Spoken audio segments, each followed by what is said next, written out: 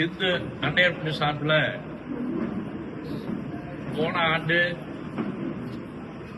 வேல் வழிபாடானது சென்னிமலையில் துவங்கி பழனியில் அந்த நிகழ்வு நிறைவு பெற்றது. இந்த ஆண்டு டிசம்பர் 25ஆம் தேதி வேல் வழிபாடானது கொங்கநேரி கோயில் முருகன் கோயிலை பொறுத்து அழகுமலையில அந்த நிகழ்ச்சி நிறைவு வர்ற மாதிரி யோசனை பண்ணியிருக்கிறோம்.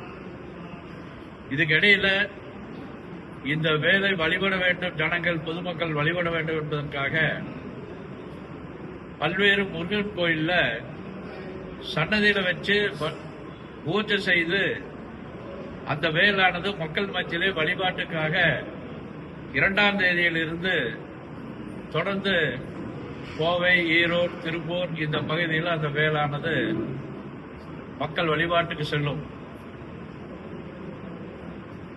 இந்த வேலுக்கு ரொம்ப சிறப்பா இருக்குது.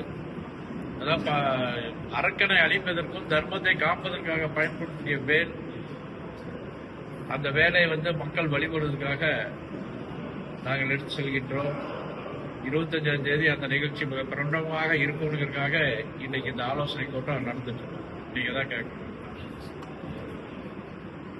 ஐயப்ப கோயில் இஷ்யூ பெண்களை அனுமதிக்கணும்னு சொல்லி ஒரு விஷயம் இல்ல, அது என்ன வழக்கமா இருக்குதோ வழக்கத்துக்கு இதா நடக்கணுங்கிறதா நம்முடைய நிலை. என்ன ஆகம விதி பிரகாரம் என்ன இருக்குதோ அது அதுக்கு எல்லா பக்கம் இப்போ புகார் கொடுத்துட்டு இருக்காங்க. மேற்பாளையத்தில் கொடுத்துருக்காங்க, கோயம்புத்தூர்லயும் கொடுத்துருக்காங்க. உங்க இதுல ஏதாவது இருக்காங்க அந்த ஐயப்பன் பாடல் பாடின பாடகி மேலையும் அந்த நிறுவனத்தின் மேலையும். ஆமா, அதாவது இந்த கஸ்தூரின்னு ஒரு அம்மாவை உடனடியா கைது செஞ்சாங்க. இது மாதிரி பல்வேறு வகையில இந்துக்களுக்கு ஆதரவா பேசக்கூடிய குரல் கொடுக்கறவங்கள கைது செய்யறதுல வேகமா இருக்காங்க. நடு ராத்திரியில போய் கைது பண்றாங்க. இந்த மாதிரி பல்வேறு இடங்கள்ல இருந்து கொடுத்துருக்கோம். ஐயப்பனை நம்ம பல்வேறு வகையில பல்வேறு லட்சக்கணக்கான மக்கள் வழிபடக்கூடிய கேவலப்படுத்தி கொச்சைப்படுத்தி பேசியிருக்காங்க. உடனடியாக நடவடிக்கை எடுக்கணும் அப்படிங்கறத இந்து முடியணும்.